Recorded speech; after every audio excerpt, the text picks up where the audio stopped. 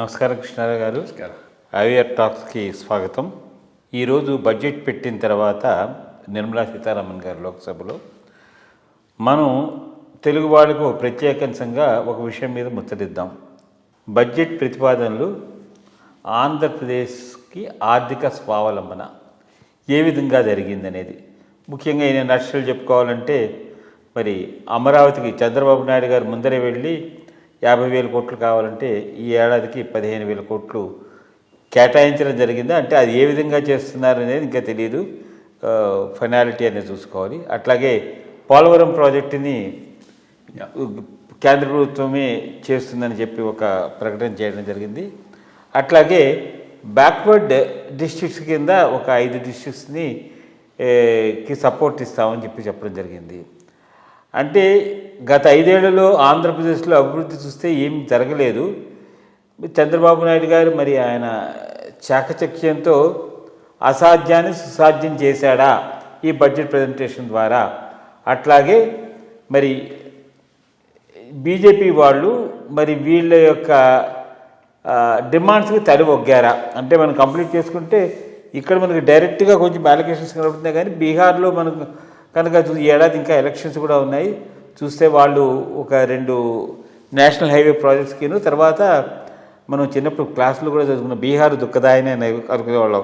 ఇంకా సేమ్ పైన upper ranges నుంచి వచ్చిన వాటర్ అంతా ఇక్కడికి వచ్చి ఇంకా వరదలు చేయడం, దాని మీద ఒక పెద్ద స్టడీకి దానికి పెద్ద గ్రాంట్స్ అవన్నీ అరేంజ్ చేశారు. అట్లాగే మరి బీహార్లో గయా అని కూడాను కాశీని చేసినట్టు ఒక పెద్ద కారిడార్ చేస్తారని చెప్పి అట్లాంటి ఇన్సెంటివ్స్ అన్నీ కూడా ఇవ్వడం జరిగింది. ముఖ్యంగా మీరు ఆంధ్రప్రదేశ్కి సంబంధించిన వారు కాబట్టి ఈ వచ్చిన grants budget Andhra Pradesh point of వ్యూలో ఏ విధంగా సహేతుకంగా ఉంది, ఇంకా రాబోయే కాలంలో కూడా ఇలాంటి ఇన్సెంటివ్స్ వస్తాయా? ముఖ్యంగా ఎందుకంటే ఈరోజు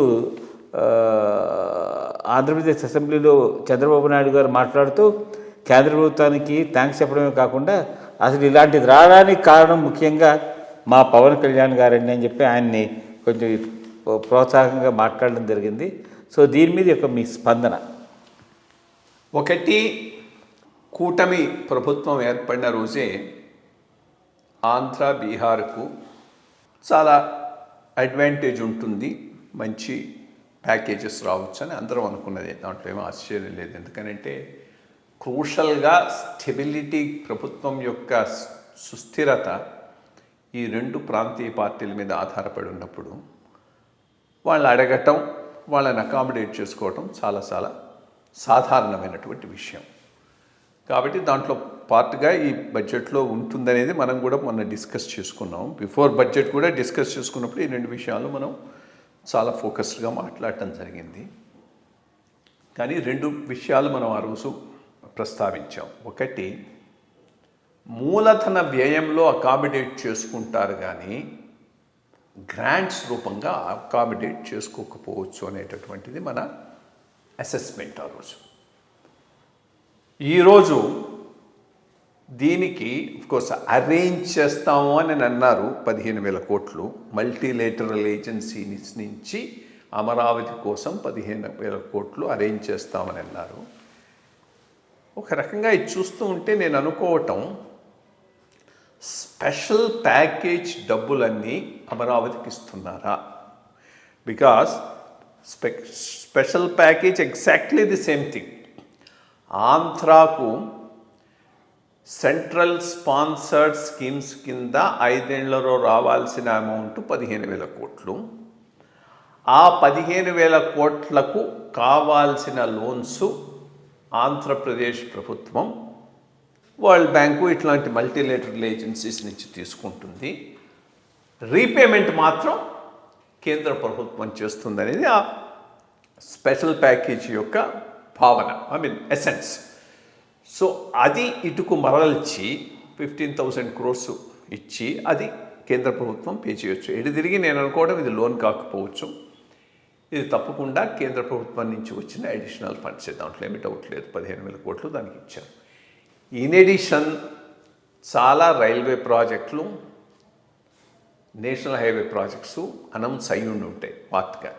ఏమవుతుంది, బడ్జెట్లో స్పీచ్లో కొన్నిటి మీదనే ఫోకస్ చేస్తారు. బీహార్ వరకు నేషనల్ హైవేస్ మీద ఫోకస్ చేశారు, ఆంధ్ర వరకు అమరావతి మీద ఫోకస్ చేశారు. దీని అర్థం మిగిలిన నేషనల్ హైవే ప్రాజెక్ట్స్ రాలేదని కాదు. అది వన్స్ డీటెయిల్స్ వచ్చిన తర్వాత మనకు తెలుస్తుంది. నేషనల్ హైవేస్ ప్రాజెక్ట్స్ ఉండి ఉంటాయి, రైల్వేస్ ఉండి ఉంటాయి, వీటన్నిటి మీద కూడా ఉండి ఉంటుంది.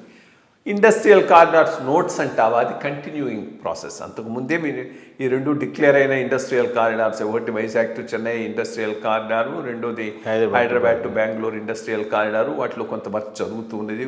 ఒకళ్ళు ఇంపార్టెంట్ నోడు, అక్కడ అది ఇంపార్టెంట్ నోడ్ అయి ఉండొచ్చు చెన్నై టు వైజాగ్ కారిడార్లో. వాటిలో కొంత ఎక్స్పెండిచర్ ఫర్ ఇన్ఫ్రాస్ట్రక్చర్ అనేటువంటిది న్యాచురల్ ప్రాసెస్, అదేమి కొత్త ఏమి కాదు.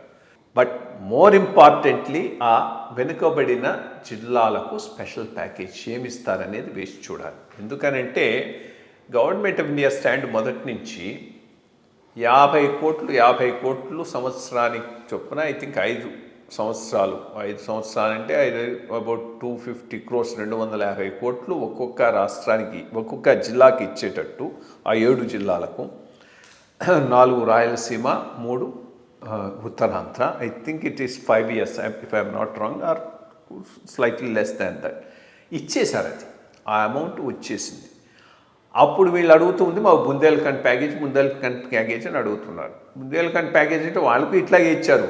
ఆన్ ది బేసిస్ ఆఫ్ వాళ్ళ పాపులేషన్ బట్టి 70 కోట్లు ఎంతో ఇచ్చారు. అక్కడ మిగిలిన స్కీమ్స్లో వచ్చేవన్నీ కలిపి ఒక ప్యాకేజ్ చేశారు. ఇప్పుడు కూడా అదే చేస్తారా? మిగిలిన స్కీమ్లన్నీ కలిపి ఒక ప్యాకేజ్గా చూపెడతారా? విచ్ మీన్స్ అంతకుముందు ఇచ్చిన 50 కాకుండా మళ్ళీ ఇంకో 5 ఏళ్ళు ఇస్తారా? చూడాలి. ఆ డీటెయిల్స్ ఎట్లా వస్తాయనే దాని మీద ఆ స్పెషల్ ప్యాకేజీ ఆధారపడి ఉంటుంది. అది ఏరియా స్పెసిఫిక్ ప్యాకేజ్.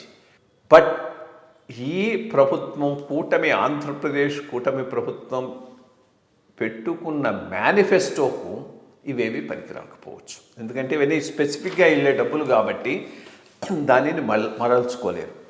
వాళ్ళు చాలా పెద్ద ఎజెండాతో పోతున్నారు. దానికి తగిన డబ్బులు అయితే లేవు. ఎక్కువ అప్పులు చేయాలి. అప్పులు చేయడానికి ఏమైనా పర్మిషన్స్ ఇస్తారేమో, వీళ్ళు చేస్తూ ఉంటే వాళ్ళు చూడకుండా పోతారేమో, అది ఒకటే. కానీ దానికోసంగా స్పెషల్గా గ్రాంట్స్ వచ్చేటటువంటి అవకాశం ఏ రాష్ట్రానికి ఉండకపోవచ్చు, ఆంధ్రాకు కూడా ఉండకపోవచ్చు. కాబట్టి కొంతవరకు ఇది మూలధన వ్యయానికి, ప్రాజెక్ట్స్కు, రాష్ట్రంలో కొత్తవి తీసుకుపోవడానికి ఉపయోగపడుతుంది. బట్ కూటమి యొక్క మేనిఫెస్టో ఇంప్లిమెంటేషన్స్కి మాత్రం కేంద్రం నుంచి ఎటువంటి స్పెషల్ ప్యాకేజీ రాకపోవచ్చు అని నేను అనుకుంటున్నాను. అక్కడనే వీళ్ళకు మేజర్ ప్రాబ్లం రాబోతూ ఉన్నది. చూడాలి. ఏ ఫైనల్ ప్రింట్ వచ్చిన తర్వాత మళ్ళీ దీని మీద ఒక డిస్కషన్ చేద్దాం. నమస్కారం.